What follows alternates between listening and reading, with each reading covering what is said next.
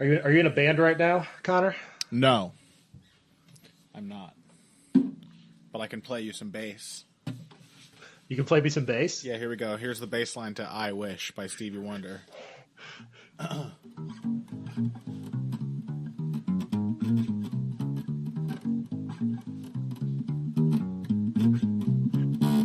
There you go.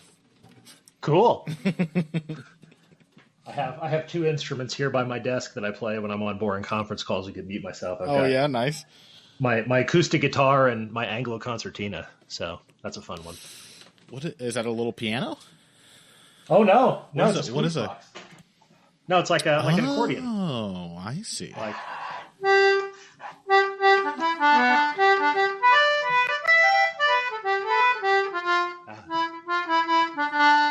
Yeah, play like Irish trad music. Hell yeah! Sweet. We're gonna get awesome. we're gonna get the folk band going over here.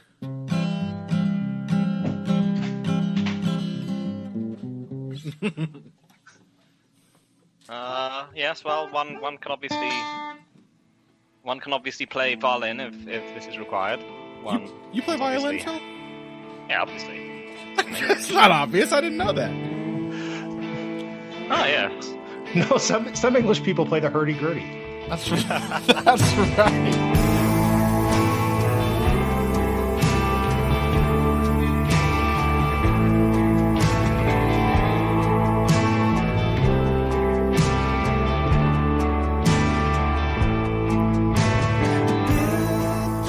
Oh my God! Sorry. Damn it, Tom.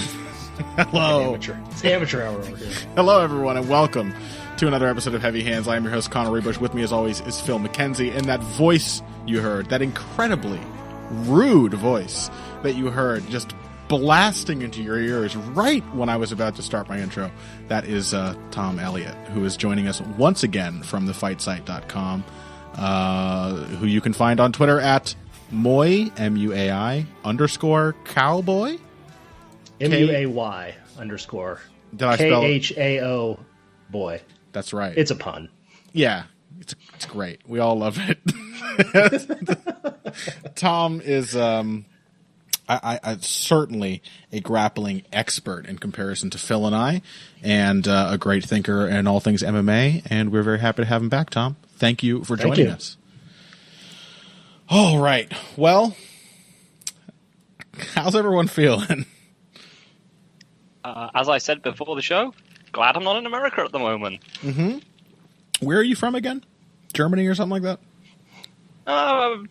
Okay, that would be a better place to be. So thanks for depressing me a bit, but so yeah, no, I'm thinking I'm just in the second worst place to be in the Western world at the moment. We have decided to stop producing reality TV, where you watch this to compare your shitty existence to these embarrassing, awful people on TV, to just being reality TV for the rest of the world. So I'm very happy to serve, Phil, and make you feel better about your own shitty country.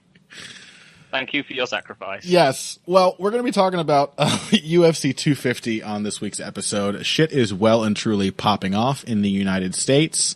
I have no intention of making this a politically focused show. I think there is tremendous value in entertainment and relief, so I'm not going to go on about all the stuff that's happening. I'm sure you guys are aware already.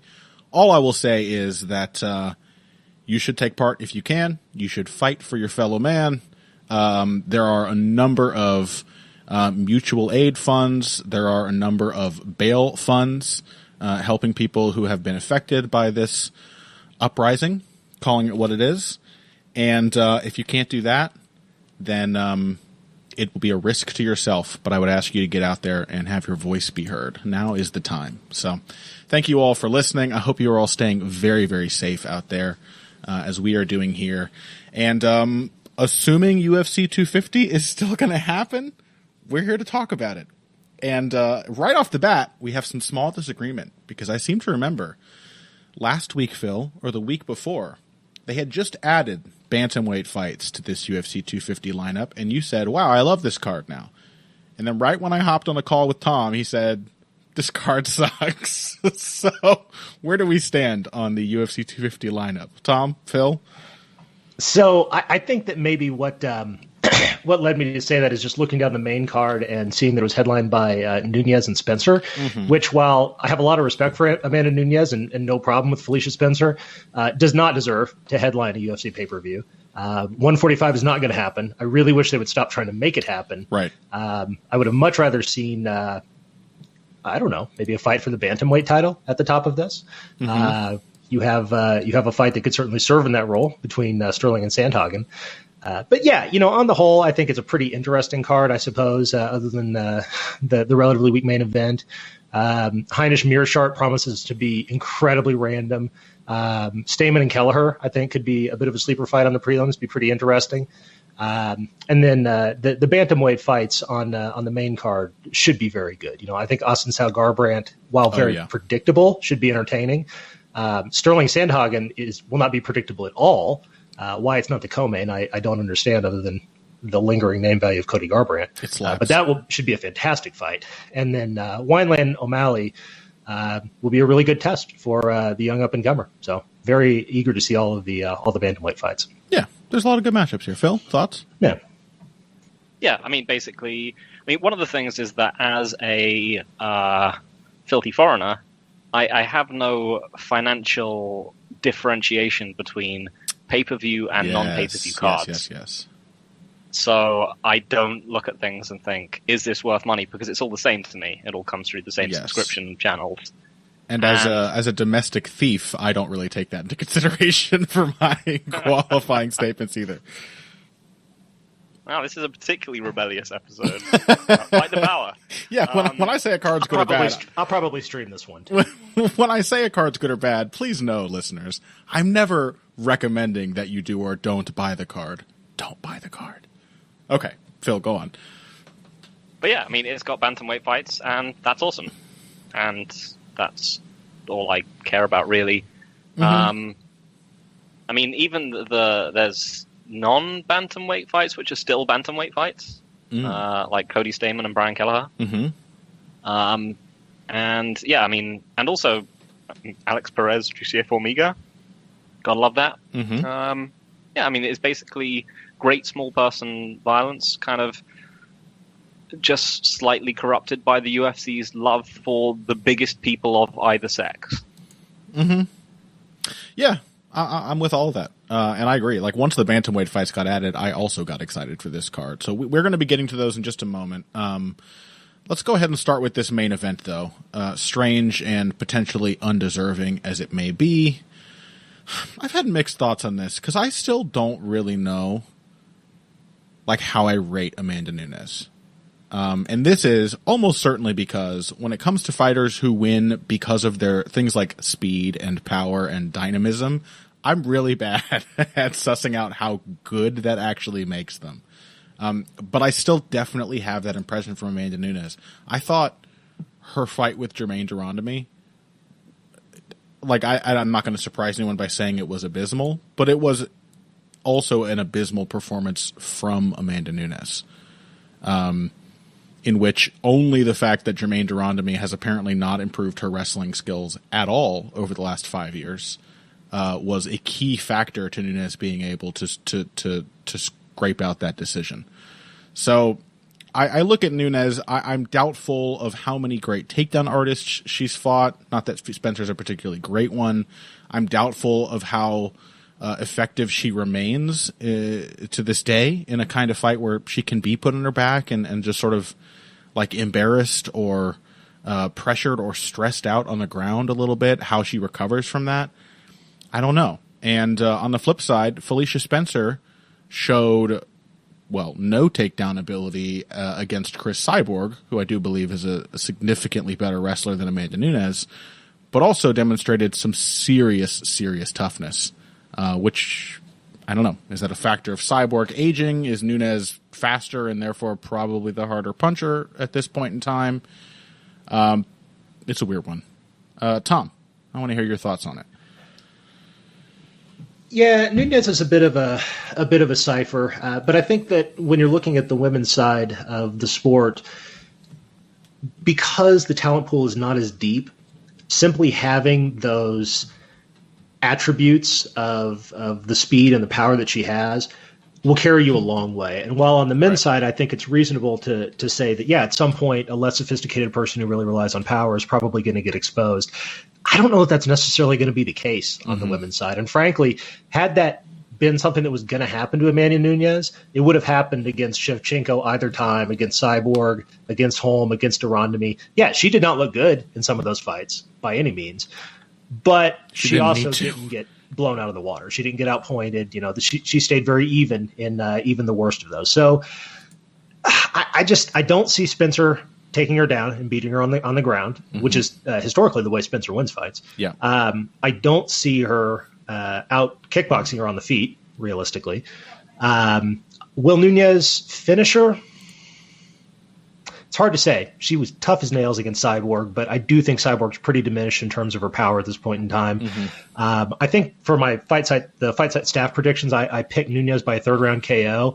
I'll stand by that. I want to be consistent, but I think it's equally likely that Nunes beats her up pretty badly for the first 3 rounds, doesn't finish her, gasses, and then the last 2 rounds are extremely bad. Phil, what do you think, man? Yeah, I mean, I don't think it's a great. I think it's just a really rough matchup for Spencer. I think probably the historical matchup that she has to replicate is Zingano against Nunes, but I just don't really see it working. I think she's going to have to just absorb shocking amounts of punishment. So, I mean, I don't think Nunes is bad. I think she's a well-made functional fighter for her weight classes.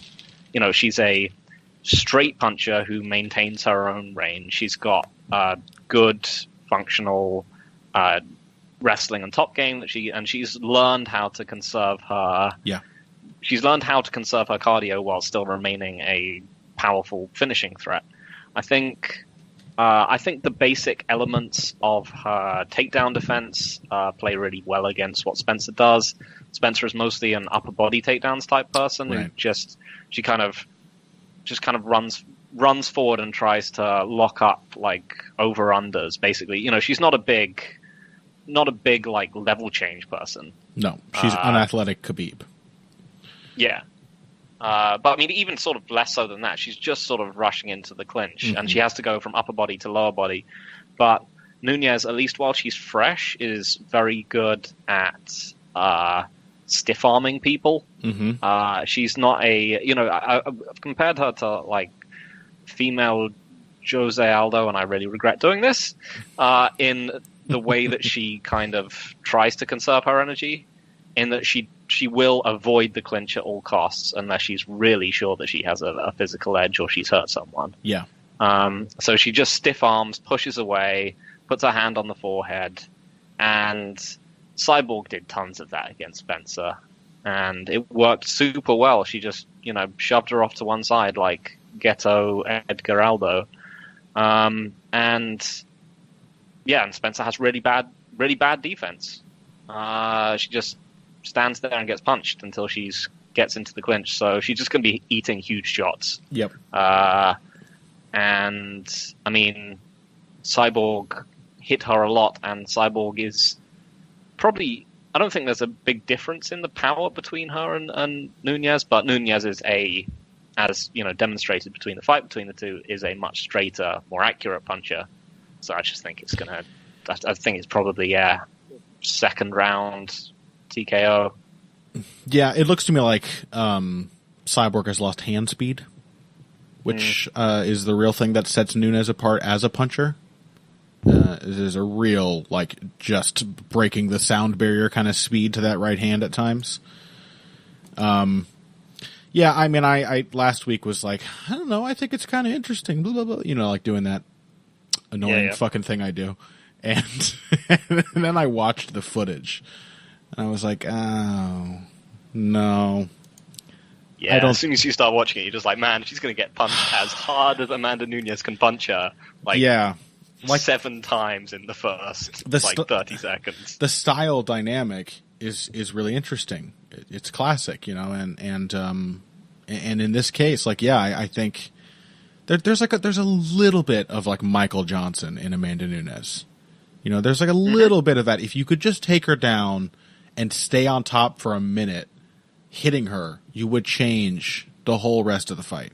You would have an impact on her stamina or her self-belief, or possibly, or quite likely, both at once, probably tied together. Like, the dynamic is interesting. And like, my initial thought, I think, was driven by the fact that Spencer is, among, if not the, like, best takedown artist, top player at her weight class.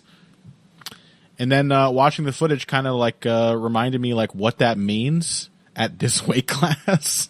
You know what I mean? Like, I have a ton of respect for Spencer's grit. She's very tough. She's very determined. She took a lot of shots from Cyborg and never even seemed mentally shaken. She really stayed in that fight. But she lost every moment of it and didn't even come close on a single takedown. And yeah, it's the clinch entry stuff, I think, that really changed my mind, because if Spencer could get in on a leg, even just to set up another position, even if Spencer was just a better clinch wrestler, but she really does just like pressure people into the fence, look for them to kind of make a mistake and then drag them over a leg or something. Like, she just kind of mashes people against the fence until they give up the angle for her to finish the takedown. And she's got some chain wrestling ability off of that. She's definitely very effective on top. But, yeah, I just don't think she's going to get through the clinch. So, yeah, I think I'll probably pick Nunes to knock her out. Spencer was ungodly tough, but I do think Nunes is the more shocking puncher at this point in time than Cyborg. Mm-hmm. Yep. So, yeah, I think she's gonna be seeing stars at some point. Round 2 or 3, like Tom said. That sounds about right to me. So there's your main event, and having now discussed it, in a, record like 8 minutes for this show, I think I see why people are pissed about this card. Don't pay for it. We'll be back after this. Bantamweights. Yay. Hey everybody, thanks for listening to this week's Heavy Hands. If you like what you hear, please consider pledging to support the podcast on Patreon. Patreon is basically continuous crowdfunding. You sign up to contribute a certain amount per month to help us with production costs and the like, and in return you get rewards ranging from a mention on the Heavy Hands website to a question or topic of your choice being discussed on the show. We have a lot more in the works to reward you for your help, and we appreciate every contribution. No amount is too small. Just head over to patreon.com and find how you can help out, the only show dedicated to the finer points of face punching. Now let's get back to it. Okay, welcome back to Heavy Hands. We are moving on down the UFC 250 main card. I don't think I mentioned it at the top of the show, but we are going to be doing a quick recap, I expect, of the Woodley versus Burns card. At the end of today's episode. So if you are wanting to hear our thoughts on some of the predictions we made there, if you are wanting to hear me perhaps boast, for example, about the fact that I got every single fight correct and this was not an accident of fate at all, it was clearly just a reflection of my prediction skill, then you can hear that at the end of the episode. But for now, we have 2 scintillating bantamweight matchups lined up before us. One that I asked for years, and I think I started to feel like I got it just too late. Rafael Assuncao versus Cody Garbrandt. And in a minute, we're going to talk about Aljamain Sterling versus Corey Sandhagen, which is arguably a much more fascinating fight. But I think these are both really compelling matchups. I'll just say what my feeling on Assuncao Garbrandt was originally, which was that when Cody Garbrandt got knocked out the second time by Dillashaw, I was like, oh my god, it's the time. Rafael Assuncao is going to get his ranking. He's going to get his title shot. He's deserved it for so long. Make this matchup now. And then they didn't. They made a different one. I think he maybe fought Rob Font or something, and Garbrandt fought Pedro Munoz. And then he got knocked out with the right hand in the exact same kind of exchange that ended his previous 2 fights. And I was like, okay, now is the moment. Assuncao's still here. Garbrandt's still here. And then Assuncao started to get just started to lose. You know, he got absolutely destroyed by Marlon Moraes in their rematch. He had a very valiant effort against Corey Sandhagen, but was definitely beaten in that fight. And so now I have this this unfortunate feeling that a matchup that I thought was tailor-made for Rafael Assuncao's frustrating, boring, counter-punching style might just be a matchup in which now he gets knocked out by the guy who's like still young and still fast and still hits hard. So I don't know. Tom, this is one that you in particular wanted to discuss with us as well, I think. So yes, absolutely. I'm Please. very excited about this fight. So, just by way of reference, I'm drawing heavily on the work of my fight site colleague, Shriram Muralidharan, for this, who wrote articles on both Garbrandt and Assuncao that came out pretty recently, so everyone should go check those out. So I don't think it's too late for Assuncao. I think this fight is, oddly enough, a bounce-back fight for him. You would not think that the UFC would give him a bounce-back fight, but this really feels like very bad matchmaking for Cody. Yes, Assuncao is. I'm sorry? That's why I wanted it. Bad matchmaking for Cody. Yeah, it really is. Assuncao is certainly a counter fighter, but he is not a pure counter puncher in the sense that he cannot lead. He actually has a pretty good, pretty educated jab that he can throw very safely, which I think is very significant here. He uses his inside lead leg kick very effectively to disrupt people's rhythm and disrupt their stance. I think that the people who have beaten Assuncao, leaving aside Moraes, who I think probably was just a little younger, had a little more horsepower, and is just very good. But looking more like Sandhagen and Dillashaw are guys where their rhythm is kind of funky. It's kind of hard to get a beat on what they're doing. They mix things up a lot. They switch stances a lot. Right. And it makes it very hard for him to get his timing and to time his counters. Cody Garbrandt won't do that. Cody Garbrandt will throw a 3-2 over and over and over. And every time you jab him, he will try and take your head off. Yeah, that's a slight exaggeration, but basically it's very easy to draw counters out of Garbrandt. And when he throws those counters, oddly enough, for a guy who was apparently a very successful amateur boxer, his chin is right up in the air. Yeah. That's how Munoz flatlined him. And I see no reason that Assuncao won't get to him in the same way. Will he knock him out? I don't know. I think it's very possible. Cody's proved to be a little bit chinny, and certainly the stance he's often in when he takes those counters in exchanges, when people are throwing same time as he is, could lead to that. But in any case, I think he'll be there to be hit. Assuncao will hit him hard. Even if he doesn't KO him, I do expect that he'll drop him at least once. And Assuncao's very defensively responsible when he's throwing, right? Like his jab, his shoulder is very high, his chin's tucked behind. Same thing with his cross. So the chances for Cody to catch him with one of those counters and end his night, I think it's less there than it's been against many of the guys that Cody looked so impressive against when he did flatline him. Phil? Yeah. So I mean, this is one of those fights where I think there's a clear skill edge in the favor of one of the fighters, which I think I'm going to ignore because it's not sad enough if Rafael Assuncao wins this fight. I mean, he beat Jorge Masvidal 15 years ago.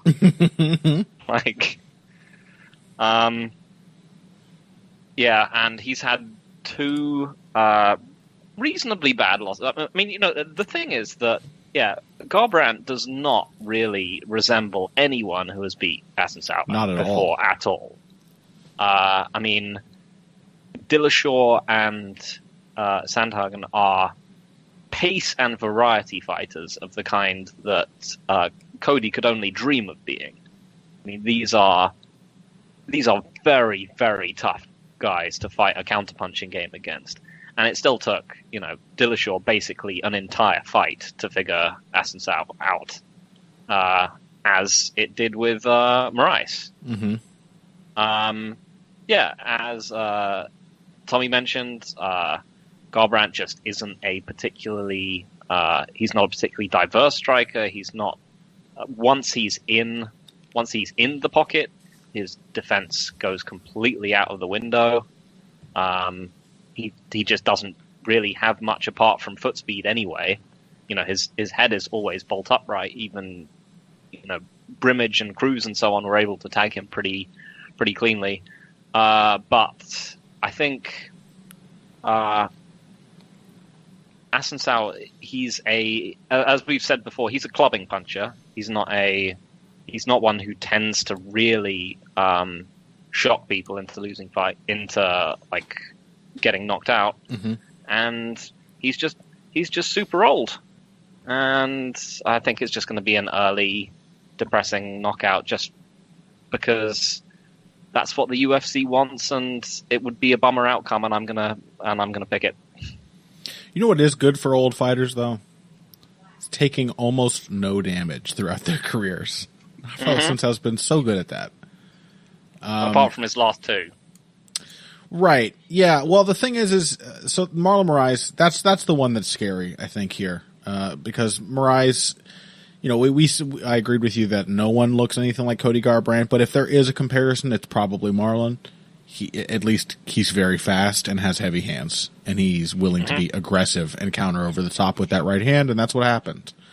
So that's the one that's concerning. It did take Marlon Moraes, some 18 minutes to figure that out. As you said before, it takes people a while to figure out what the hell Assuncao is doing. He's such a weird, neutralizing fighter. But Corey Sandhagen, I think, is just a matchup that would have always beaten Rafael Assuncao or always given him serious trouble. The reach, as Tom, as you mentioned, the sort of weird broken rhythm with which he applies that reach, the awkward entries, the diversity of attack, all of this is really, really tricky for a counterpuncher to deal with. And being 6 feet tall. Right. Yeah, a far more nascent version of Aljamain Sterling was able to essentially stall Assuncao to a draw. Yes, exactly. And we had no notion that Assuncao was like aging or whatever at that point. He still had good performances immediately after that. His fight with Rob Font was one of the cleanest of his career. So yeah, I just think it's a bad matchup, the build and the style combined. And on the other hand, like, I think we are looking here at like what makes certain counterpunchers effective. Because both of these guys are really at their best as counterpunchers. And for Cody Garbrandt, it's clearly like the defense, as you guys said, is not there once he's in the pocket. It evaporates. It's all about getting to the pocket. And so he has the capabilities to be a genuinely great fighter when he's facing someone who repeatedly lunges to bridge the gap between them and throws himself into a compromised position in mid-range. That's where Cody Garbrandt's punches are most effective, and it is in that dynamic that his chin is not as vulnerable, because the other guy has made the sacrifice, and his hand speed can take care of that. They're not going to get any shots off. When he's forced to close the range himself, or initiate attacks himself, he's not clever. It doesn't have a diverse attack at all. It's all right hands and left hooks, maybe the occasional like kick, but everything else really feels like filler for that right hand and left hook combo. Assuncao, on the other hand, is much more Machida as a counterpuncher. Like Tom said, he is perfectly willing to fill space and time with the jab. He's a very effective and quite a powerful kicker, I think. And I think that more than anything is like the technical saving grace here. Cody Garbrandt does not like being kicked. He does not counter kicks. He just tries to deal with them. And because you're not throwing your head into the pocket, and he would rather not lunge after you until you've made him mad enough that he can't think to stop himself from doing that. And like that was what Dillashaw did to him in their rematch. Was Dwayne Ludwig's advice in the corner was just to start blasting kicks without setting them up, and it worked perfectly. Garbrandt just tried to take care of each one as an individual problem and eventually got set up for the high kick. And Assuncao can definitely play with the kind of uncertainty caused by those tactics. And if I trust him to be the one filling that space, then I trust him to make Cody Garbrandt bridge the gap. And if that happens, yeah, I don't think Assuncao is going to exchange with him. And that's when it's dangerous. So I'm very, very worried, and it's all Phil's fault, but I am still picking Rafael Assuncao to win this fight. I'm nervous. I think we're in for a Garbrandt picturesque KO. Shut up. Which sets him up for the next title shot Shut against up. Jose Aldo. Oh, shut up.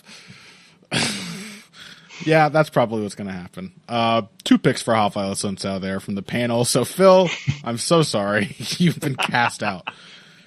All right, let's move on to this other bantamweight fight then. Once again, I'm going to let Tom take the lead on this. Aljamain Sterling, Corey Sandhagen, 2 guys that we have already mentioned as past opponents of Rafael Assuncao. Both of them had significant success against him, but against each other, despite somewhat mirroring each other's tactics in their fights with Assuncao, against each other, it is really the grappler versus striker dynamic, I think, that is truly fascinating here, because we have seen Sandhagen struggle and get put into bad positions by strong grapplers, and he hasn't faced a litany of those just yet. Meanwhile, Aljamain Sterling has grown so much more confident in his boxing that he has likely set himself up to be really surprised when he tries to hang in the pocket with a much more comfortable and longer studied striker in Corey Sandhagen. Tom, what do you think? Man, this fight is very, very hard to call. And it's one of those where it's not only hard to call the result, I think it's actually a little hard even to call the shape of the fight. Mm-hmm. And the reason is because I don't feel like either of these guys has really faced somebody much like the other before. Right. So, let's start with Sandhagen. So, Sandhagen is, I think, so I wrote articles about both these guys back in December for the fight site as well. So, everybody, please go check those out. But, Sandhagen, when you watch him, he has this almost Carlos Condit feel that he's just kind of doing stuff. But the more you watch and the more you realize there is a lot of process there. So, he's a very effective jabber out of either stance. He's one of the few guys in MMA who will throw 4 or 5 jabs in a row while circling off. His jab can be hard. It can be just pawing, just range finding. So he's very good at using that jab and utilizing his length. Another way that he utilizes his length well are very short, quick low kicks. So not thrown for a lot of power, just little choppy low kicks, but because of the speed and because of the length, the distance he's throwing them from and his own length, very hard for people to counter them. So he's very good at just kind of pecking and poking at guys until they come after him. And when they do, he has a very nice pull counter, again, out of either stance, a nice hard cross, not a devastating puncher, but a very effective one.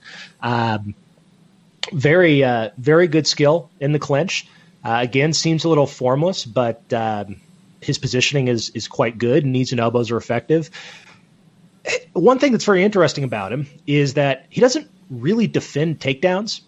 This is another place where the Carlos Condit analogy I think is a good one, in that he lets guys get in deep looking only for counters. So he will do things like switches. He'll do some funk type moves. Mostly he's looking for guillotines, kimuras, etc. He's very submission oriented ground fighter, very happy to fight off his back, but also very intent on creating scrambles that will either present a sub or allow him to get back to his feet.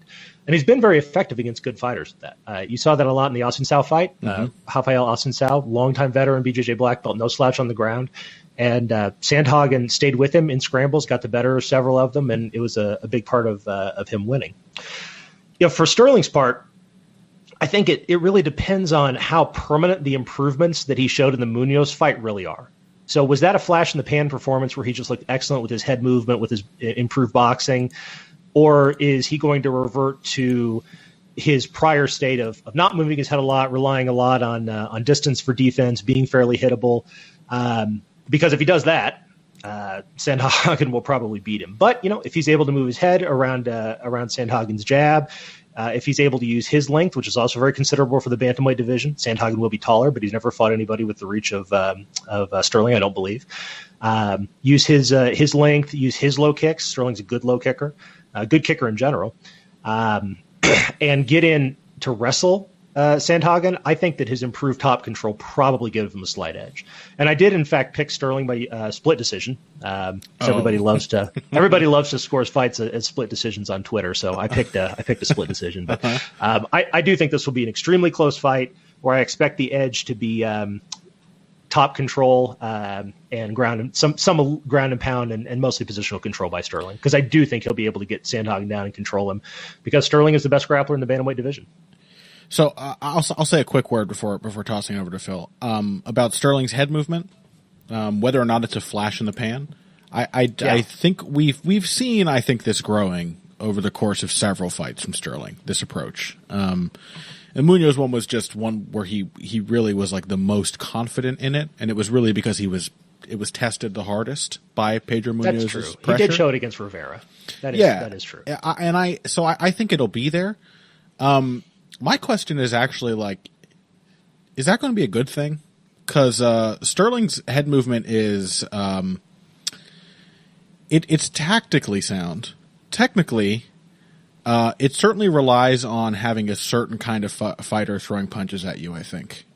He has a persistent habit of taking his eyes off of his opponent and bending over at the waist when he moves his head. He has to re-sight before he can continue the exchange, and frequently puts his feet out of position with these defensive moves as well. So yes. I think the distance is still a critical part of that, and that's going to be really tough, because not only does Sandhagen match his reach, I don't have the actual numbers. Let's see. It says Sterling's reach is 71, and that's Cody. I was like 65.5. It was Cody Garbrandt's page. 71. Okay, they have the exact same reach. Not only does Sandhagen have that reach, he absolutely has the boxing style to bait that head movement, to force it, and then to start punishing it.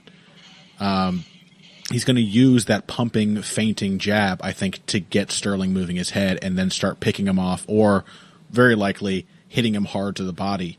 And I just think he's going to interrupt a lot of those striking exchanges. So in my mind, I don't know. I think it'll be tight on the feet at first, but in my mind, I think it's a much rougher fight for Sterling, honestly, if he can't get Sandhagen down and control him. Yeah, it'll be really interesting to see, because one thing that Sandhagen does rely on is his length for defense quite a bit. Sure. I mentioned that he has a good pull counter, and he does, but he's not consistent in doing it in a fundamentally sound way, in the sense that he's actually dropping his back foot back and lengthening his stance to pull himself out of range. He'll often do like the Muhammad Ali pull counter, right, where he's just pulling his head straight back. He did that a lot against John Lineker, and even as short-armed as Lineker was, he clocked him a couple times with leaping hooks when he was doing that, and caught him hard. Yeah. So it'll be interesting to see if Sterling gets to him there. The other thing that's going to be interesting in this is both these guys like to low kick, and both these guys also like to naked stance switch when they're in range a lot. Yeah. And it'll be really interesting to see if that ends up being a factor, if somebody ends up leaving their feet because they get caught with a low kick while they're square. And when Sandhagen gets pressured, he has a tendency to flatten his back against the fence too. Which is not good against as good of a cage wrestler as Aljo. True. Does Aljo pressure him, though? That's the question. Because Sandhagen is far more aggressive at the reach. Phil? Yeah, I think that's one of the key questions to ask here. Because I think, of the two of them, I think they are, one of which we talk about all the time is directionality and who goes where. I think the other one is, as you guys both alluded to, is who is more comfortable fighting someone of their own height? And I would argue that the answer is probably Sterling. Who is? Because I think the question here is who is more reliant on their reach as part of their fighting style. And I think the answer there is Sandhagen, because all that kind of probing, jabbing style that I think would, as you mentioned, will be very tough for Sterling's defense should he get into protracted exchanges with him. It is primarily built by Sandhagen being the long, tall fighter who is able to kind of reach out and probe and can stay over his feet whilst looking for reactions, in a kind of Holloway versus Aldo kind of way. And I think, as such, Assuncao was kind of an ideal matchup for that style because he was able to push people. He was able to push him out of position. He was able to be diverse to open up on him. And I think if we think of his closest physical matchup, and admittedly he's improved a good deal since then, and it was his debut, it was Yuri Alcantara, who immediately forced him into the fence and absolutely clobbered him. Because I think he's very reliant on people respecting his range. And so then we come to Sterling, who has fought some comparably sized fighters at bantamweight. I think, obviously not at the same level. I think Johnny Eduardo is probably the one I can think of the most. Takeya Mizugaki is pretty tall. But also, I think that Sterling has understood the directionality of his style much more. Because he's become much more greedy about the space that he gives up. We saw that against Munoz when he, refused to take the backward steps that would have made that fight much, much tougher than it would have been. He stayed in the pocket with Munoz and just kind of outfought him a lot more than you might have necessarily expected. But more so than this, I think the relevant one is Jimmy Rivera, because I think the big key dictating moment of that fight was just Sterling just kind of rushing Rivera at the beginning. He just did his utmost to just slam Rivera into the fence, which is hard to do because he has a lot of cage craft and he's a extremely defensively skilled fighter. Yeah. But Sterling just forced him backwards and forced him into grappling exchanges immediately because he knew he had to do that. Mm-hmm. Well, Sterling is... Sorry, go ahead. No, go for it. Sterling is not a good leg attacking wrestler in the sense that he finishes his singles and doubles a lot. He rarely does. But what he is extremely good at is getting in on a single, using that to push you to the cage, and then switching to a body lock, and then shrugging his way to your back. When Aljo takes people down and chokes them out, which he's very good at, it's often because he gets to that rear body lock and just kind of drags them to the mat rather than doing anything particularly wrestle-ish. It's actually looks more like something you'd see in a pure grappling competition in many cases, where he'll just post out guys' legs and knock them over and take their back. So, and I could absolutely see him doing that to Sandhagen, shooting into the single and driving into the cage to get into the clinch.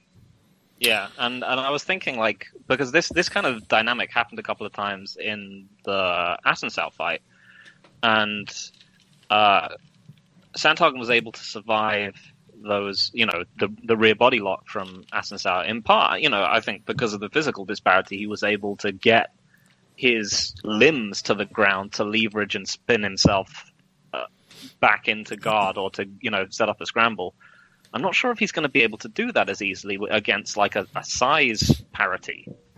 Mm-hmm. Aljo's the better grappler too than Assuncao, notably. Yeah. So I've come over to the Sterling side more. I thought this was a very competitive fight when we were first discussing. It might well be, I might be completely wrong. I mean, there's lots of things to say that I think Sandhagen is just the naturally mentally tougher fighter. I've never seen him get close to being kind of mentally broken in a fight in the same way I have Sterling. And I think, should it go deep, he has significant chances. But yeah, I think I like Sterling more as time goes by. I'm kind of feeling the same, which really just demonstrates that us in the MMA media, it's groupthink all the way down, just absolute mimicry. Well, we are three of the only bantamweight Sterling stands around. That's true. That's true. We have to stick together. Everyone else will just be like, "Yeah, Peter Yan." It's true. I write for a website that is fanatical about manlets, but even there, we just can't get the love for Sterling. I am a voice crying in the wilderness. I do find that strange. they all love Peter Yan, and I love Peter Yan too. Everybody loves Peter Yan, but I actually hope that Sterling Yan happens at some point in time, because I think Sterling could give Yan a much more competitive fight than my colleagues seem to think. I think that'd be a very good matchup. I tend to agree, actually. I mean, my trouble here is I think what it comes down to, this matchup in my mind now is the sort of like situational responses. Phil, I really appreciate that you brought up Sterling's good like situational decision making in the Munoz fight. That there were a lot of critical moments in that fight where it all could have just flown out of his hands if he had just ceded to the pressure a little more than he did. And it was his willingness, like knowing when to stand his ground and when to push forward against such an aggressive and dangerous opponent. And I was just watching the Rivera fight as well, and how aggressive he was in the beginning there. I don't think that compares well for Sandhagen's sake with the way that Sandhagen makes decisions in response to wrestling and grappling. Like if I'm looking at the two sorts of exchanges in which I expect each of these guys to be in trouble, then I think Sterling is going to struggle some with the reach and the aggression and the herky-jerky sort of volume output of Sandhagen's.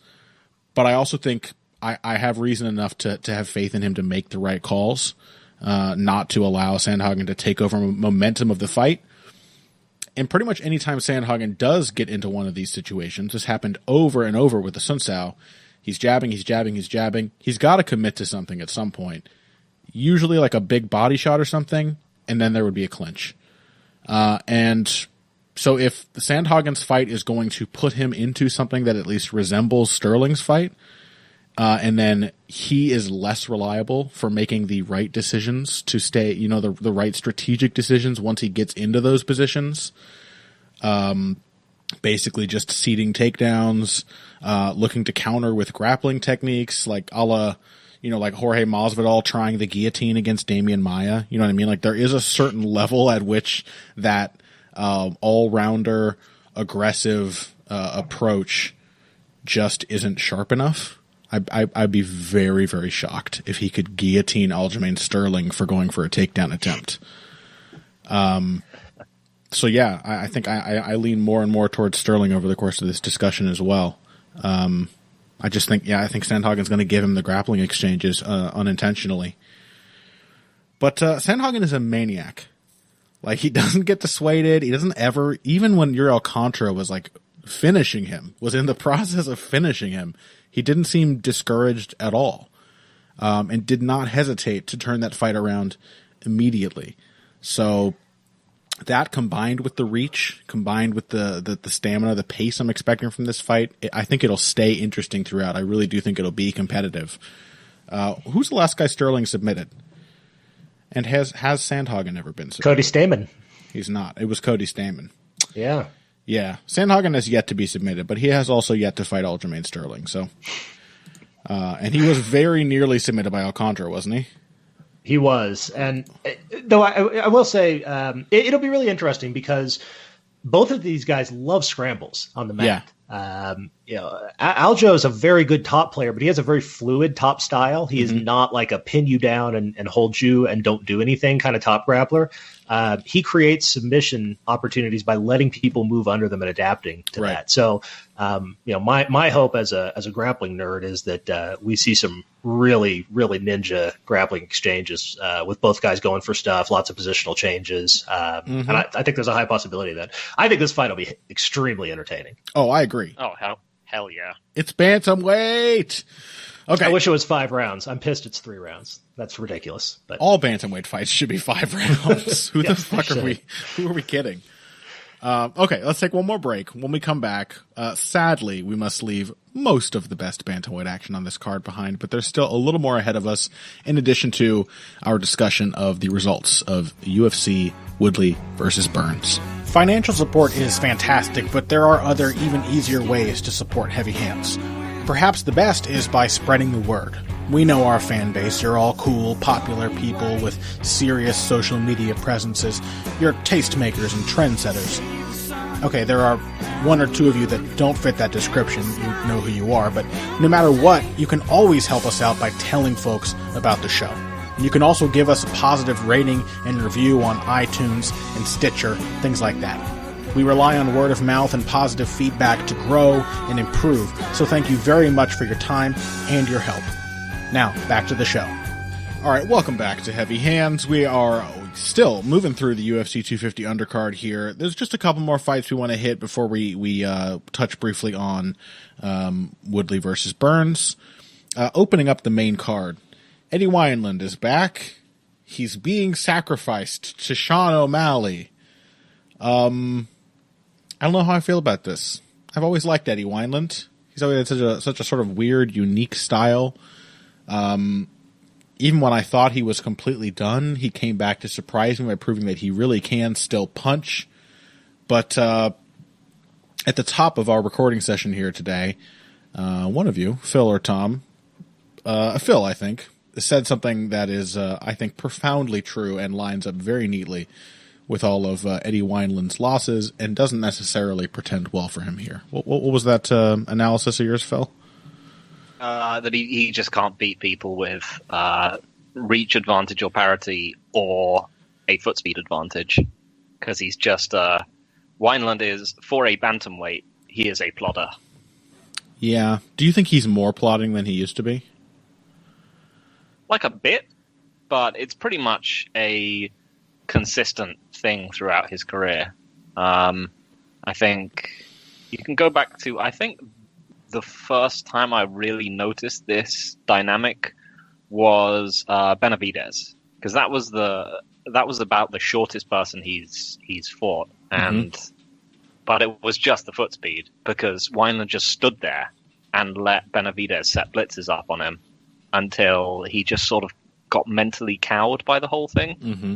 But then I think the hammer in the nail in the coffin was the Caraway fight, where he just sort of sadly followed Caraway around for a while, getting outboxed by Brian Caraway. Yep. And it was genuinely a technical boxing performance from Caraway in that he moved his feet and kept his jab working, and it was more than enough to convince me that Wineland was shot, when in fact he was just like a little slower, but probably, taking what you said into consideration, the same guy he had always been. So, Tom, is Sean O'Malley prepared to take advantage of this, the concrete feat of Eddie Wineland? Yes. This is very good, surprisingly good prospect matchmaking from the UFC, given how poorly they usually handle that. Eddie Wineland, it's a cliche, but he is a crafty veteran, and O'Malley's very unlikely to submit him. I doubt he finishes him on the feet. Eddie Wineland's just a very tough guy. And again, does have a lot of craft. He knows how to take care of himself inside the cage. And he will catch O'Malley, who does not have a lot of process and is not always very defensively sound on his entries, especially when he thinks he has his man hurt. He will catch him, but he won't finish him. So O'Malley, I think, will probably win pretty comfortably. He'll look fairly good. He'll get popped enough times and find himself whiffing enough times, against an experienced guy, that he will learn some things from the fight. But ultimately, I doubt very much that Wineland presents a serious threat to him. Yeah, I think the really dangerous moments of this fight are going to be after O'Malley hurts Wineland. Yeah, I think that's very likely to happen. He's going to be moving around him and befuddling him. He's going to be throwing a really weird, unpredictable array of shots at him. And Wineland has never been like a tremendously good defensive fighter, despite the extremely lowered guard that he prefers, especially when he can't pivot or create distance to get his feet out of the way. And O'Malley's probably going to put him against the fence and start playing games with that long reach. But boy, was Wineland still dangerous after he got hurt by Grigory Popov in his last fight. Mm-hmm. Badly hurt 2 or 3 times, and stayed very, very cool. Did not go wild, but absolutely was looking for the counters that would not just change Popov's mind about coming on for the finish, but would finish him to punish him for trying to finish. There's a little bit of Juan Manuel Marquez and Eddie Wineland that makes him, not just your average crafty vet, but one of those guys who does become really dangerous when he is in trouble. And I don't think O'Malley is that kind of one-shot finisher that he's going to put Wineland in a position where he can't start firing back. So I'm looking forward to the exchanges.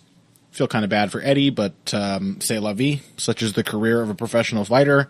At some point, you either continue to get terrible matchups that make no sense, or you get fed to an up-and-coming prospect. And like you said, Tom, I agree this is a good example of the latter. Okay, finally, there's not really much analysis here. Actually, Tom, I want to hear your analysis again that you gave us earlier. But Ian Heinisch versus Gerald Meerschaert. We've been trying, Phil and I, between each segment break, have just been harassing Tom, haranguing him, trying to goad him into a Pat Wyman-esque rage. Because with this voice coming across the airwaves, like, I just need the chutzpah with it, I need the fury. And Tom is just too nice. But we'll see, because this is exactly the kind of fight that Pat and I would have torn each other's heads off discussing. A completely meaningless, dumb middleweight matchup. But go ahead, Anti-Pat. Tell me what you think about Heinisch versus Meerschaert. I think you nailed it with a completely dumb, meaningless middleweight matchup. I'm not sure how much there is to add. So Ian Heinisch is somewhat formless in his style, but not in a Bruce Lee, Anderson Silva way, where that means that he can do whatever he wants. It's more that he doesn't really do anything unless he's made to do something. But the thing is, when you do make him do something, his responses are often the correct ones. And he's extremely athletic, extremely explosive, very, very hard to hold down and to grapple. Yeah. Very hard to hurt on the feet, at least with a single shot. And if you start feeding him stuff that he can just respond to, he can beat you, and he can be a very, very difficult opponent to deal with. It's one of the reasons that I think he had so much trouble with, who was his last fight? I didn't even... Akhmedov? Darren. Before that, Derek Brunson. Derek Brunson. Yeah. Was it Brunson took a very measured professional approach to fighting him, and he just never poured on enough volume or committed enough to give to kind of force Heinisch into a reactionary mode, and so he just picked him apart. Yeah. So, I think that if Meerschaert was the kind of guy who was going to take a measured approach like that and slowly outwork him, then he would win. But I don't think Gerald Meerschaert will do that. I believe Gerald Meerschaert has still never won a decision. He only wins when he finishes people. He has lost every decision that he's been a part of. He will go after Heinisch, and he will try to finish him. And in doing so, I think he will activate Heinisch's latent skill set and lose. Yeah, I looking at his record, he's won 2 decisions. Has he? When did he win? 2. Oh, yes, he did. He beat George Lockhart. Yeah, they are quite hard to find among a 42-fight record in which he has only gone to decision 5 times. Yeah. He's never won a decision in the UFC. No, and it has been a while since he has won without submitting or knocking someone out, and usually submitting them. Yeah, I mean, this is one of those. I think you are. And that's a good point. Just real quick, if I can, because you reminded me of something I wanted to say, which is Gerald Meerschaert does rely a lot on his submission game, and as we saw against Shoeface, Heinisch is almost unsubmittable. Yeah. That's the thing. People who want to take Heinisch down, even more so than people who simply want to do things to Heinisch. People who want to out-grapple him are the ones that really struggle. He's so scrambly and so strong in the tie-ups.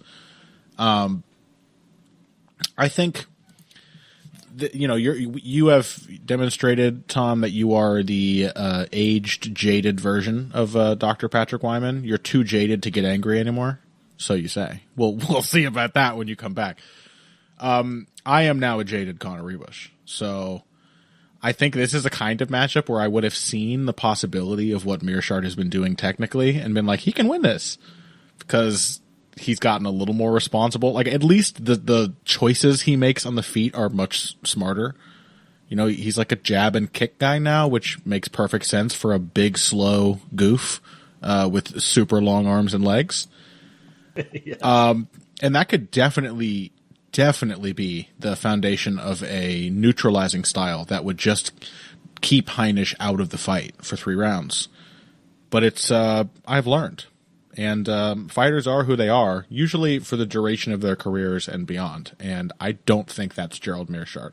I think given an opponent, who is just going to invite him to come in, he's going to do it.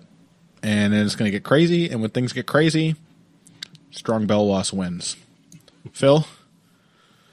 So this is a fight between a guy who loses fights he should win and a guy who wins fights he should lose. Yeah.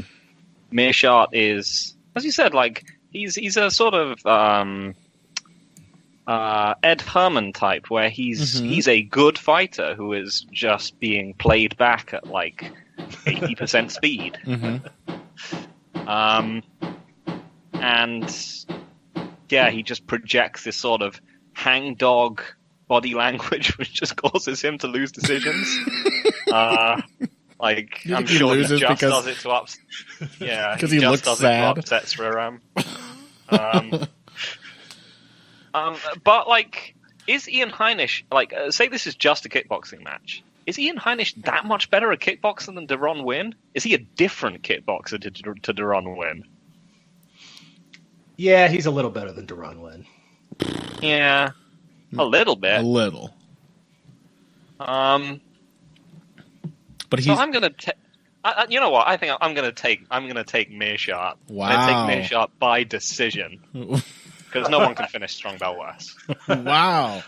I'm just going to say that, you know, looking at the losses to Kevin Holland and Thiago Santos and Sam Alvey on Meerschaert's record, and Eric Anders to an extent too, I think he may have problems with fighters who do random things, who do not have a clear process. I mean, but as you said, like, he didn't even deserve to lose most of those fights.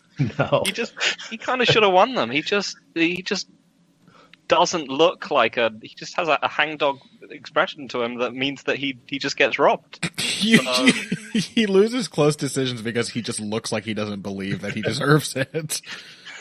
Yeah. Well, if nothing else, I do have to go to a certain extent with the younger guy and the short for the division, but really A-level athlete in Heinisch. That's the Pat Wyman prototype I was looking for. Yes. That's right. Call him a plus athlete, Tom. Plus athlete, yes. Against a plus athlete. Yes. Against when you have two guys who neither one of which are especially good or process driven in their approach, it is often wise to bet on the guy who's just more athletic. Yep, that's what I'm doing. But I will say I was that I've compared Heinisch to sorry, I'm blanking on Alexander Hernandez, in that he sort of relies on you stepping into his game a lot, and is other than that just, you know, foot speed and blitzing, and, you know, he is just pure athleticism. And Hernandez was a fighter where I was like, well, he has, you know, all these physical and mental gifts. He's going to get better. And then he didn't. So it sort of wouldn't shock me to see Heinisch do the same thing and lose exactly the same fight he did last time. Oh, yeah. Yeah, but is Meerschaert that guy? I don't know. I mean, I thought he did pretty well against Winn. And, like, he was jabbing, and maybe that's just enough. Just going to do some jabs. Yeah. Heinisch is also short for the division. Will be at a reach disadvantage, I believe. So, in classic fashion for me, I think the day that I make a big deal out of not picking the guy with the technical and strategic edge is going to be the day that Gerald Meerschaert proves that this is the new Gerald Meerschaert. So, with that interest in mind, I will stick with my Heinisch pick. He moved to Tiger Muay Thai apparently. Yeah. Heinisch did. Which who knows what that means? Like, I choose to believe that Heinisch is over there hunting Junie Browning. I choose to believe he is in Thailand pursuing the guy who's on the lam. Okay. Well, that's UFC 250, or at least as much of it as we want to cover. Let's talk very quickly about just whatever interested us from last week. Just following up on our picks and predictions. I just want to mention, just because one of you guys brought it up, I think that I did pick every fight in this card correctly. Well, how about you guys, Tom? It's a pretty entertaining fight night. It wasn't bad for the most part. Mm-hmm. It was nice to see. The main event was very validating, I think, for those of us in the analyst class, because I think everybody saw the flaws in Woodley and saw how he had looked worse over his past several fights, and picked Burns to beat him despite having much less name recognition and far fewer achievements in the division. That was not the popular sentiment. I'm pretty sure Woodley was a decent favorite going into the event.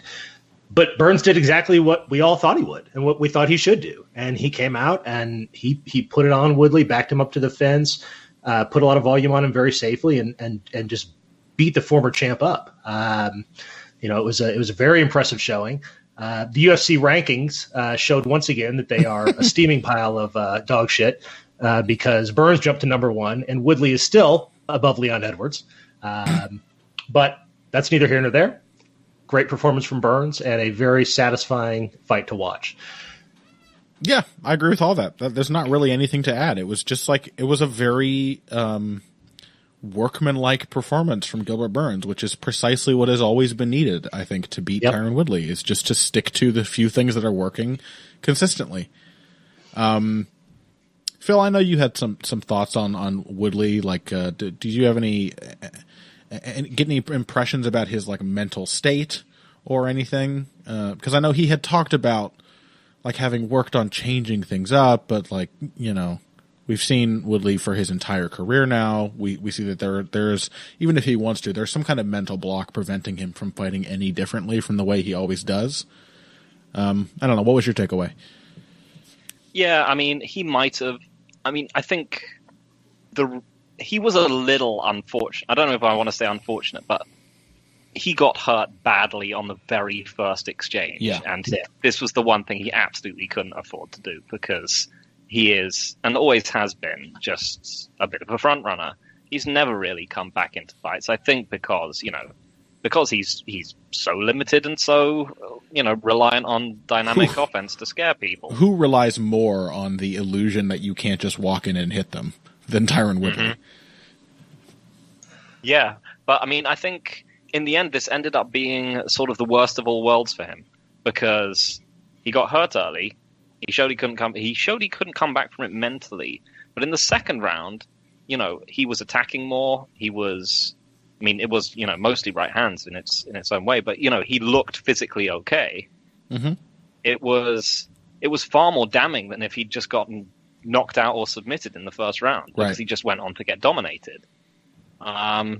This was Woodley classic. I mean, we mentioned before the fight, a lot. It did genuinely seem like a lot of his best performances have just come against southpaws, where he can line up, where he can just leap through open stance and line up the right hand. Mm-hmm. Burns had like 3 counters ready for the right hand, like 3, not necessarily counters, but 3 options. He could step off to the left and left hook him. He could step off to the right and double leg him when Woodley was square, or he could just block it. And that was it. That was all it took. And then he was just, a functional kickboxer and a good wrestler, and Tyron Woodley couldn't really do either of those things. I mean, it was pretty damning. Yeah, I agree. Where do you guys think Woodley goes from here? Do you think he keeps fighting? I think he hates it. I don't think he wants to at all, but probably he does, yes, because the rap career has yet to take off. It's going to happen any day now, but it has yet to really carry him to new heights. So I think he just needs to keep doing it, which sucks, because he didn't look like he was having any fun whatsoever, and never really does, to be honest. No. Yeah. I agree. So there was a heavyweight co-main event. It was one of those fights where it would have probably read as like a decent in any other weight class. Which is to say, like, it wasn't a bad fight, but it was at heavyweight. So it was like worse than that matchup would have been. Super close. Ivanov and Sakai, I thought both looked pretty good. I'm still happy to have both of them in like the fringe rankings of the heavyweight division. That's fine. The one I really want to talk about is Billy Quarantillo versus Spike Carlyle. Because I realized something while watching this fight. I hate Spike Carlyle. I hate him. Another very satisfying result. I hate him more than anything. He is the epitome of athleticism is cheating. The epitome. His style sucks. His stance doesn't make sense. He has no defense. He constantly puts himself in bad positions. He's freakishly strong. And that's it. That's like the whole... And he didn't even get as tired as I thought he was going to get. Like, he is a physical specimen. And it's strange because the awkwardness with which he does everything really belies, I think, how naturally athletic he is. But I hate him, and I was very happy to see Billy Quarantillo get it done with his trusty, relentless style. Do you guys have any? I absolutely disagree. Spike No. Carlyle rules. No. Look at the end of the first round. So good. He was just like, well, I'm pretty sure this round's over, and he just walks off and then gets dropped from behind. Worked for Garbrandt. All right. Well, I'll thank him for that. That was good. And then he dropped the guy the next round with like a step-in elbow. He's an idiot. He's amazing. Yeah. I don't know. I want to see him doing more incredibly stupid things. Because, I mean, the worst you can ask for as a hyper-athletic fighter is that they just become a Tyron Woodley, where they just jealously parcel out their bursts of explosion. That's true. That's This true. man is just going to spend it in glorious splurges of dumbassery. He is truly generous with his athletic gifts. Yeah, he's Ginger Mike Perry.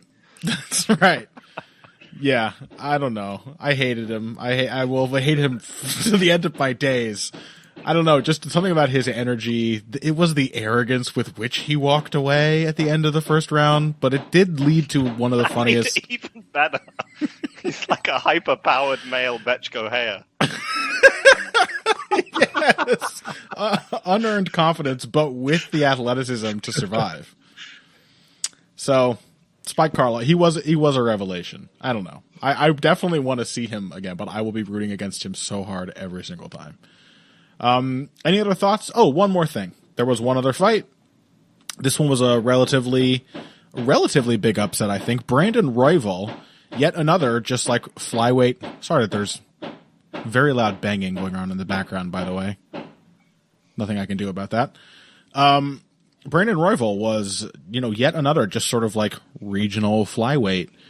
In the eyes of the average UFC fan that no UFC people had like ever heard of, comes out of nowhere, and it turns out that flyweight just fucking owns as a division, which I think we all knew all along. It just produces really fast-paced, really scrambly, really exciting fights. And Royval he fought Tim Elliott, who has a notably like relentless, scrambly style, and brought a similar sort of game to the table, except that his is just a little more like reactive. It's sort of like Elliott kept forcing him to scramble, to the point that Royval was like really beating up on himself at the end of this fight, was saying like, I'm sorry there wasn't much striking or something like that, before then, like breaking my heart by talking about his how much he needed the bonus, that he had to go to work the next day and everything. But the fight was a banger. Like, it was only the third fight on the card, and it was so fun to watch. Every single moment was just like nonstop action. And Royval basically got it done with really nothing more than staying power. It's the fact that Elliott gasses himself out, and Royval didn't, I think, was really the defining facet to this fight. Tom, what do you think? Yeah, it was a fantastic fight. It was one of the sleeper fights for me. I've trained with Brandon Royval a few times and followed his career because of that. And I was really looking forward to this. I thought that Elliott was a pretty hard matchup for him coming into the UFC because he is such an effective scrambly grappler. And while Brandon was talking about himself as a striker at the end of the fight, and he is a dangerous striker, if you look at his record, he's really dangerous as a submission artist, and especially off his back. You know, he has a tendency to get taken down because he is very committal in his striking. But he's mostly been fine with that because he's been so dangerous off his back and been so scrambly. So I thought this fight would probably feature some very entertaining grappling exchanges, and it did not disappoint. Both guys had each other in trouble at various points in time. And then the final sequence that led to the arm triangle was really nice, really slick from Royval. So I'm glad he's in, glad he's ranked. I thought it was pretty sad the way that he was asking for a bonus after the fight, not because of anything Brandon was doing, but just because that's a comment on how the UFC pays its fighters. But I do think that he'll be a fixture in that division in the UFC and probably give us a lot more entertaining fights than the years to come. You don't have any insight on the provenance of his nickname, do you? I do not. For those unaware, it is Raw Dog. Raw Dog, both words spelled with an AW, which is one of the best nicknames I've seen in some time in the octagon. But yeah, he's like, I think Royval is a very good addition to this flyweight division, which is still like weird and primordial. Once again, he'll lose to guys like Royval. I don't think I would ever pick that guy against like Demetrius Johnson. Surprise, surprise. But like he lost to Casey Kenny, who is a very good lockdown grappler. He'd probably lose to a guy like Jussier Formiga with a similar style. But against the vast majority of flyweights who are also willing and frequently reliant on their ability to scramble with people, his fights are always exciting. And yeah, I actually was a little surprised by his "I'm a striker" comment because most of his wins are submissions. He has had a few pretty entertaining striking performances, though. If you go back, there was. I don't remember which fight it was off the top of my head. Maybe Jerome Rivera, but there's footage of it online. It's from the LFA. He, I believe, kicks his opponent. I'll say Rivera, and breaks his arm, and you can actually see his arm like flapping at the elbow as he runs away from Brandon, who doesn't see it and hits him several more times before the ref gets in. And he's disgusting. I need not to watch this. I'm not going to watch that. He's also a fan of another staple of the Factory X guys, his gym, which is the flying knee, which they actually use quite well and have a tendency to time better than the guys who try it out of a lot of other camps, and has had a few highlight knockdowns and maybe a knockout as well from flying knees. So super entertaining guy. Yeah. And, glad to see him. No intention to discredit his striking, but he did get taken down on the first flying knee he tried against Tim Elliott, and that's all I'm trying to say is it doesn't always work out well. Yeah, all I'm saying is that Royval's fights, they usually end up with some scrambles, and he's super exciting when it happens. So yeah. I do agree with you about the Kenny loss, though, being a blueprint for how to beat him. Is if you can shut down those scrambles, because he isn't especially hard to take down. He could definitely find himself losing some boring decisions if he doesn't shore up the takedown defense a bit. So he's going to have to watch out for the Formigas and whatnot in this division. But very good win. All right, unless anyone else has any other thoughts, I think we're going to wrap up the show. The only other performance that I would mention from 250 is actually the opener of the card was Chris Gutierrez versus Vince Morales. Featured one of my favorite types of finishes, and fairly rare in MMA, which was a leg kick KO. And it's a little painful to watch, but Gutierrez does a really good job just chewing his legs up methodically throughout the fight, and finally finishing him with a rear leg step in lead roundhouse, low roundhouse, which. Very Ramba Somdet-esque, if any of your listeners know who that is, but a very, very cool performance as well. Yeah, I know who that is. Whatever. Phil, I will say I really liked Daniel Rodriguez against who was it? Gabriel Green. I thought this fight ruled. Yes. Gabriel Green. Gabe Green was a warrior, dude. Yeah. I think I'm starting to understand Rodriguez a bit better. He's sort of steadily turning his way into middleweight Shane Burgos. He's got a lot of the same sort of posture and trying to draw people into head strikes and then coming back with combination counter punches, the low kicks, and so on. Green, I thought that this was a incredibly torrid, violent fight, which I actually thought had decent defense on both sides. These guys were throwing so much offense that, this was one of those, you can't swim without getting wet fight. But I was genuinely impressed by how much of a nutter Green is, while still remaining sort of pretty good at slipping, picking shots off with his elbows, trying to catch him on his shoulders. I mean, he got hit a ton, but I thought he was always trying to find solutions. He was always trying to, he figured out sort of, I think somewhere in round 2 that Rodriguez was, really a head and trunk movement guy, so that it was to his best benefit to just try and go for punches into kicks. But Rodriguez was still just generally good at blocking, and always punished him for that. And it was just a fantastic matchup of Green's just heart and just never giving up, and Rodriguez staying just incredibly composed. Against someone who refused to break. Rodriguez, really for both guys, because Rodriguez up to his first UFC bout really kind of just read as a slugger. He just needed to knock people out, and then I think it's almost like he learned to be composed and wait for the knockout to present itself a little more in the fight with Tim Means, where it's like he ate Tim Means' soul. Yes, he got beat up so bad in the first round of that fight, and then just kind of figured it out. And then in this one, it was Gabe Green just coming on more and more, but Rodriguez was sharper and more poised than ever. And I would have been remiss to have not mentioned that one. It was absolutely a great fight. According to Fight Metric, 302 significant strikes landed in total. Well over, I think, 600 thrown by both guys combined. So very active, very exciting. Actually, there was a somewhat tepid first round, and then it boiled over and kept going. And most of that, I think, was on Gabe Green just being brave and crazy as shit. So, good card. Better than it really had any right to be, if I'm honest. And hopefully that will hold true for 250 as well, which already looks like a better, more interesting lineup from top to bottom. So thank you all very much for listening to the pod today.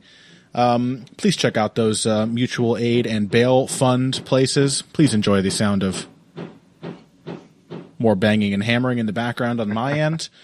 Before we go for good, Tom, you want to plug your Twitter once again and let us know where we can find your latest work? Yeah, you can find me at Mui_cowboy on Twitter. And then you can always find my work at thefightsite.com. Great place to go, not only for MMA content, but I think probably the premier analysis site for kickboxing, for wrestling. We've even got a Lethway section, so we've got it all. And make sure to check out Danny Martin's mini-part series on the career of Daniel Cormier, which recently dropped. In which I took part. An exercise in masochism that Connor was kind enough to contribute to, but one that I think y'all will find very enjoyable. It was a ton of fun. No one accepted my contribution of suggesting that it be called Daniel on Daniel. Wow, I wonder not why no one was up for that. I know. Phil, anything for you? Unfortunately not. As people on Twitter might know, my partner in crime, David Castillo, has unfortunately left Bloody Elbow. So I don't think I will be doing any previews moving forward. So I don't have anything kind of regularly scheduled. If I write things, it will be kind of entirely on my, entirely on what strikes me. So sad to see the sort of end of an era go with the toe-to-toe previews, but you can find. I'll still keep writing up staff predictions if anyone reads those at Bloody Elbow. Yeah. Much we're always welcome at the fight site if you'd like to. grab your jewel and jump on a Vespa. Don't you poach him before you poach me, Tom. Poach me. You're too big time for us, Connor. I'm a big egg boy. I'm begging to be poached. All right. Well, yeah. Much love to David Castillo. He's done so many good work and always been a great guy over the years. I don't know, Phil. Maybe you and I can come up with some kind of joint thing to write together. We used to do some good cooperative articles. Sounds good to me. All right. Well, that may be in the works. Whatever. This episode has gone way too long, as they all do. But a big thanks once again to you, Tom, for coming on and joining us. Very, very appreciative of that. Thank you, guys. Of course. And we will catch you guys, I guess, with the recap of UFC 250 next week. Oh, by the way, find Phil and I on social media. You will find me at the moment just screaming nonstop, absolutely shrieking. So if you're not up for that, I guess don't. But on the other hand, do, because you should see what's happening online and in the world. You can find me doing that at Boxing Bush, BUSCH. You can find Phil over at Evil Greg Jackson. And you can find us on our Patreon, where you can get access for just $3 a month to all of our bonus episodes and other shit like that. Until next week, thank you all so much for listening once again. Stay safe out there. And if you came here today for the finer points of face punching, you came to the right place. This has been Heavy Hands.